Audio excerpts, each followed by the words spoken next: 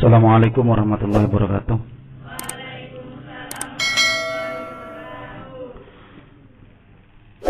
Alhamdulillahirabbil alamin. Hamdan syakirin hamdan na'imin hamdan yafi ni'amahu wa yakafi mazidah. Ya Rabbana wa lakal hamdu kama yanbaghi li jalalikal karim wa 'azimi sultanik.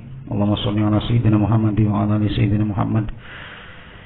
Ila hadratin Nabil Mustafa Muhammad Rasulullah sallallahu alaihi wasallam wa ala alihi wa azwajihi wa dzurriyyatihi al-kiram. Syai'ulillahi wa lahumul Fatihah.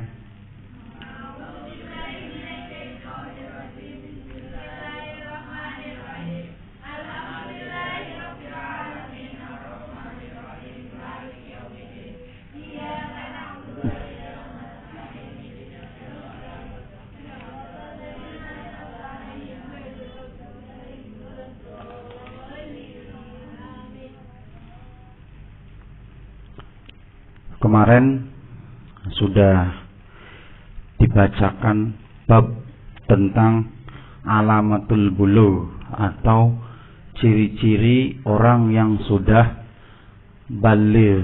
Apa itu baligh? Baligh itu dalam bahasa Arab artinya itu sampai. Baligh itu artinya sampai. Menurut bahasa dalam agama Islam, menurut pengertian syariat, baligh itu adalah seseorang yang usianya sudah sampai dengan beberapa tanda-tanda.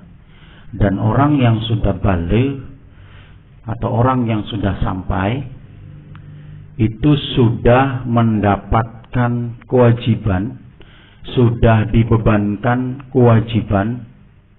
Nah, perkembangan dalam pubertas itu kan kalau kita melihat dari sisi biologis, itu kalau laki-laki sudah mulai tumbuh jakun, suaranya juga sudah mulai membesar, sudah mulai menyukai lawan jenis, sudah mulai lihat lawan jenis itu sudah mulai suka. Ya, dan juga bertumbuh, baik itu badannya, pemikirannya, syahwatnya juga sudah mulai tumbuh, sudah mulai nafsu terhadap lawan jenisnya. Begitupun dengan perempuan, secara suara juga sudah mulai agak membesar, ada bagian-bagian tubuh yang berkembang dan lain sebagainya. Itu secara biologis, saya tidak akan menerangkan panjang lebar. Secara psikis sudah mulai dewasa, sudah bisa membedakan ini salah, ini benar. Sudah mulai merasakan apa itu rasanya memiliki, sudah mulai merasa kehilangan sesuatu. Biasanya kalau anak kecil punya mainan, hilang itu lupa. Punya barang yang disayang, itu biasanya lupa anak kecil itu. Kalau hilang ya sudah, lupa. Besoknya nih lupa. Ya udah, ketika ada yang baru ya sudah. Ketika sudah ada yang baru ya sudah, lupa pasti. Tapi kalau sudah mulai dewasa, sudah mulai pubertas, ini yang perempuan, yang laki-laki, ketika punya barang yang disayang hilang, itu besok harinya itu pasti kehilangan. Aduh, mana ya, dan nyariin, sudah mulai merasa memiliki barang itu. Ini kalau kita berbicara dari sisi biologis dan dari sisi psikologis. Sedangkan dari sisi agama, dari sisi fikih, dibuka bukunya. Alamatul bulughi utawi piro-piro tandane baligh iku salatun ana telu. Yang pertama, tamamu khamsa asyarata, sempurna umur 15. Sanatan apane, sanatan taune. Si zakari untuk laki-laki, wal unsa dan untuk perempuan. Ciri-ciri yang pertama, laki-laki dan perempuan itu usianya sudah 15 tahun. Ini adalah usia maksimal. Kalau sudah 15 tahun lebih, maka ya sudah baligh. Sudah wajib sholat, sudah nanggung dosa sendiri, sudah punya kewajiban, sudah punya beban kewajiban, dan juga sudah harus mulai menjaga pandangan, menjaga hati, menjaga perasaan, menjaga aurat. Kalau sudah umur 15 tahun. Baik itu laki-laki maupun perempuan. Wal ihtilamu, dan mimpi fi zakari ing dalem wong lanang wal ungsa lan wong wadon. Litisai sinina, karena sebab sempurnane umur 9 tahun. Litisai sinina, karena sebab sempurnane umur 9 tahun. Ciri-ciri yang kedua, ini adalah mimpi basah. Mimpi basah. Mimpi basah yang mana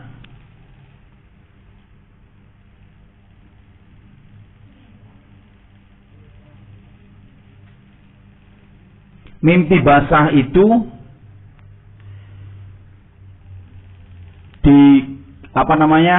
juga berbarengan dengan keluarnya sperma atau mani.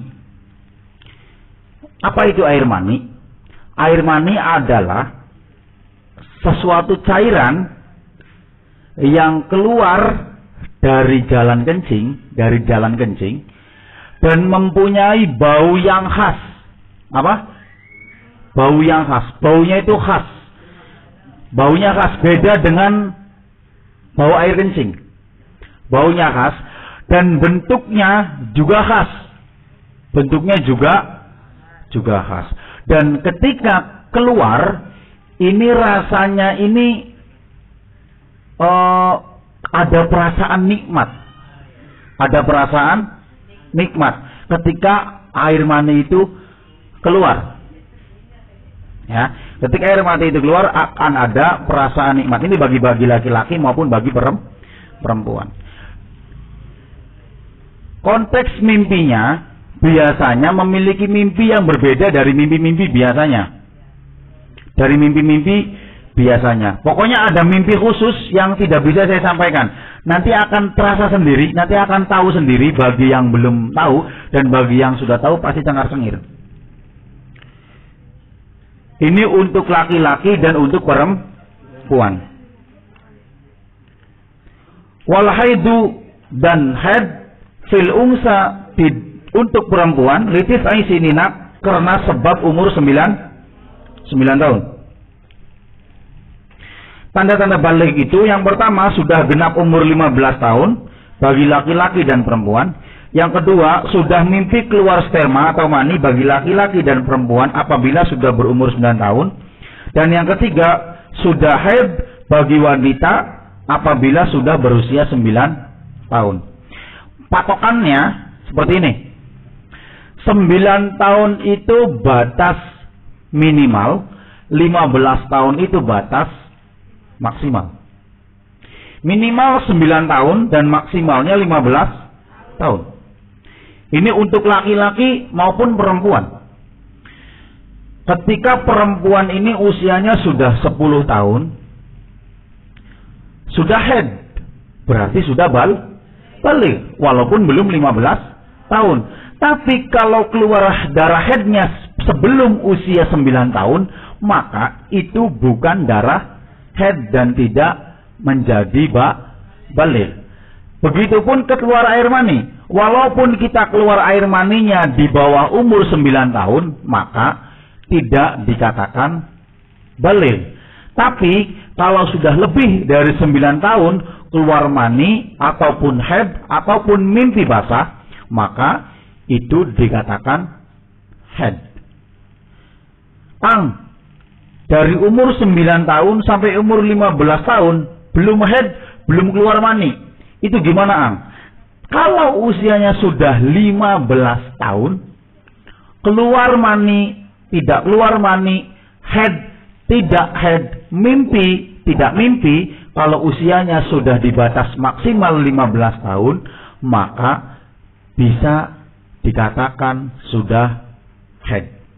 Paham sampai sini? Paham? Jadi haid itu batas minimalnya adalah 9 tahun dan batas maksimalnya adalah 15 tahun. Jarak antara 9 tahun sampai ke 15 tahun, kalau tidak ada tanda-tanda haid, tidak ada tanda-tanda keluar mani, tidak ada tanda-tanda mimpi basah, berarti tidak bisa dikatakan sudah balik.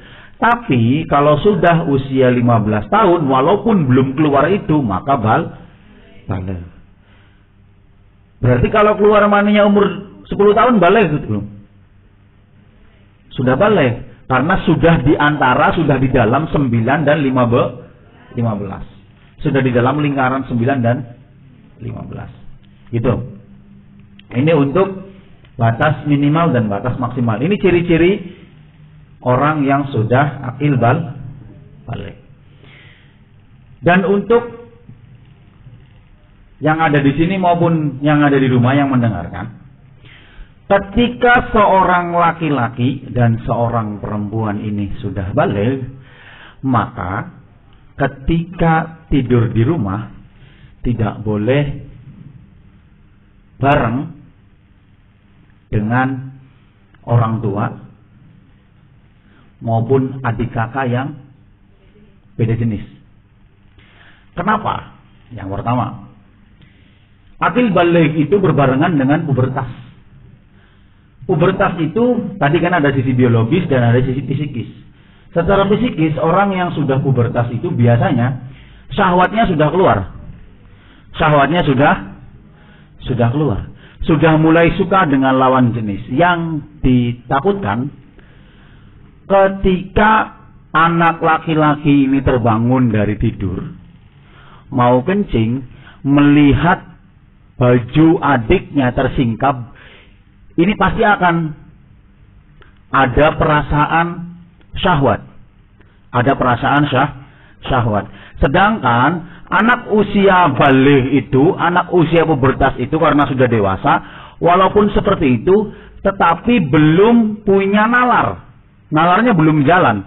Belum tahu salah dan benar, belum tahu boleh atau tidak, belum tahu dengan rasa takut. Yang dia tahu hanya kesenangan yang diakibatkan oleh syahwat yang keluar dari dalam dirinya sendiri. Ini kenapa kok laki-laki dan perempuan ketika sudah balik tidak diperkenankan untuk tidur bersama lawan jenisnya, walaupun itu adik, walaupun itu kakak, walaupun itu orang tua. Nauzubillah, banyak di luar sana yang adik dan kakak itu berhubungan suami istri. Nauzubillah. Berhubungan seperti itu banyak. Adik dan kakak itu banyak. Karena apa? Mungkin didikan dari orang tua juga yang kurang pas. Nah, untuk orang tua, ketika anak sudah akil balik, mulailah dikenalkan dengan kriteria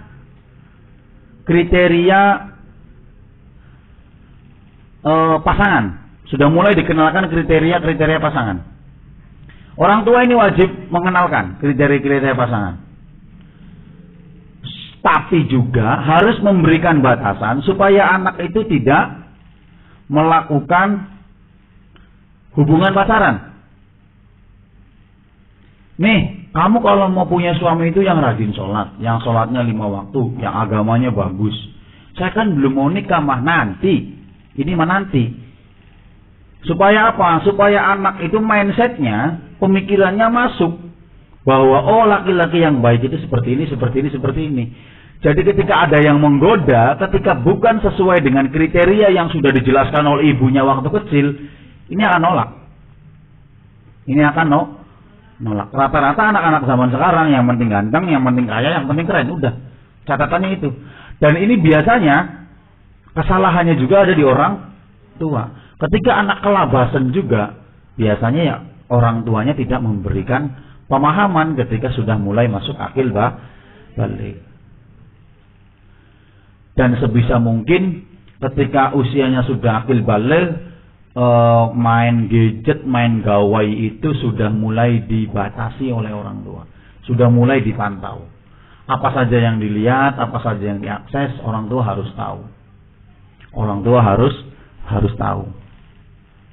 Ini untuk yang ada di rumah, yang punya anak perempuan, punya anak laki-laki yang sudah dewasa, yang usianya sudah 15 tahun, usianya sudah 14 tahun, sudah 9 tahun, mulai diminta HP-nya, mulai dilihat galerinya, mulai dilihat settingannya. Itu sudah harus mulai seperti itu. Paksa anak untuk membuka kuncinya. Jangan sampai orang tua kalah sama anak. Kalau kata orang Jawa mah aja sampai sapi nyusu ning pedet. Aja sampai sapi ngekor ning pedet. Aja sampai sapi mengekor anaknya sapi, itu jangan. Ini kewajiban bagi orang tua. Hari ini cukup satu bab saja karena waktunya juga sudah sore. Jam berapa? Ada waktu sekitar 10 menit lagi untuk tanya jawab. Silakan, mungkin ada yang mau bertanya, nggak usah malu, mumpung ada di sini. Ya.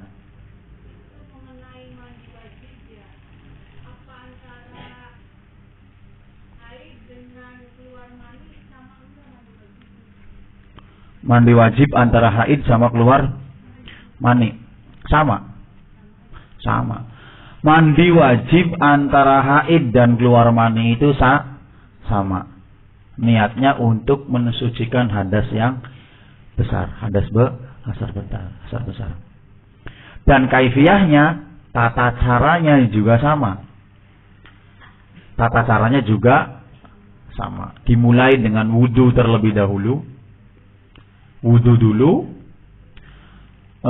terus membasuh bagian yang sebelah kanan, dari mulai sebelah kanan dulu dibasuh, terus sebelah kiri, terus mulai kepala, dan ketika membasuh bagian dubur itu harus sambil nongkrong, jangan sambil berdiri, apalagi yang gemuk, apalagi yang badannya besar. Bagian pantat, yang keluarnya sesuatu itu harus sambil nongkrong. Kenapa? Kalau seandainya tidak sambil nongkrong, mandi wajibnya, maka ada bagian yang tidak terkena air, itu pasti. Makanya mau yang ada di sini maupun yang ada di rumah, kalau merasa dulu mandinya nggak nongkrong, mandi lagi. Mandinya sambil nongkrong. Mandinya harus sambil nongkrong. Kenapa? Karena ketika tidak sambil nongkrong itu ada bagian antara pantat dan pantat yang lain itu ada yang tidak terbasuh. Ini untuk masalah mandi wajib. Tapi nanti untuk kaifiyah mandi wajib itu nanti ada babnya sendiri. Di Safinah ada babnya sendiri. Untuk kali ini khusus untuk menerangkan bab alamat baligh saja. Jadi ingat-ingat untuk yang di sini maupun yang di rumah. Yang pertama, ciri-ciri baligh itu haid bagi perempuan. Bagi laki-laki dan perempuan itu mimpi basah. Terus juga keluar mani. Walaupun tidak keluar mani, kalau sudah mimpi basah itu berarti sudah baligh. Walaupun tidak keluar mani ketika mimpinya akan tahu sendiri. Mimpinya itu berbeda dengan mimpi yang lain. Mimpinya itu nikmat, mimpinya tentang kenikmatan, mimpinya itu enak. Dan itu tidak harus diceritakan mimpinya seperti apa. Ya. Dan laki-laki ketika keluar mani juga sudah baligh. Ya. Dan ketika sudah baligh, sudah mulai wajib menutup aurat, wajib menjaga hati, wajib melakukan kewajiban syariat. Ketika melanggar syariat agama juga dosanya sudah ditanggung oleh sendiri.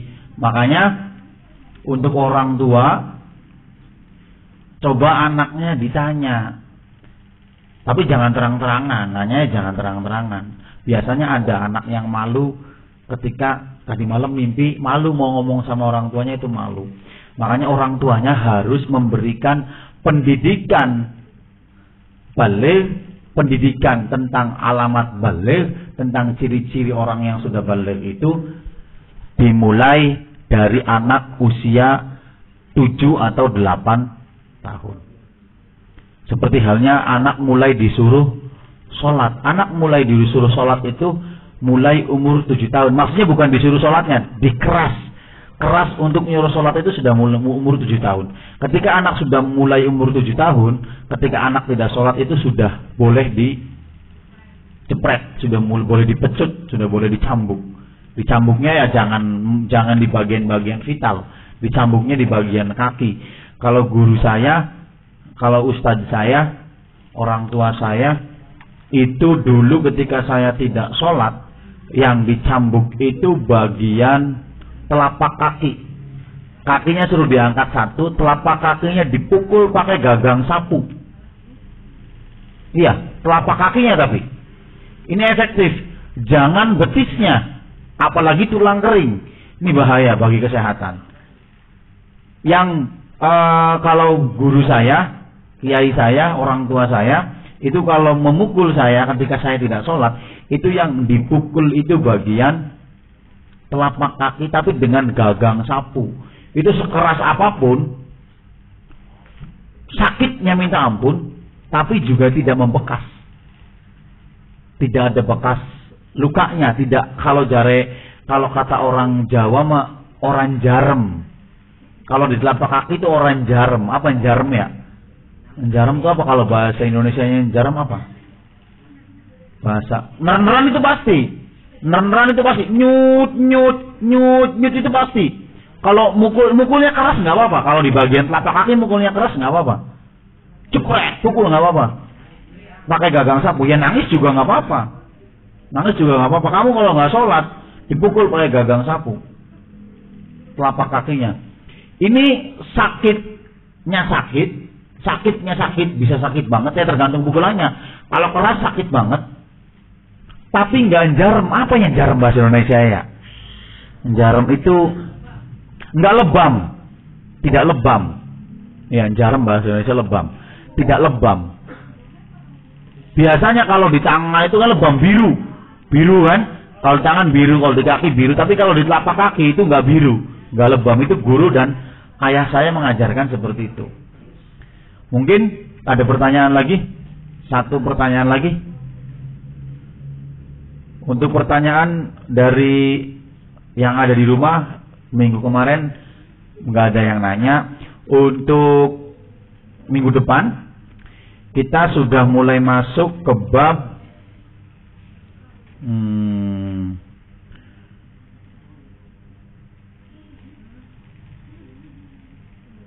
bab bersuci dengan menggunakan batu. Ya.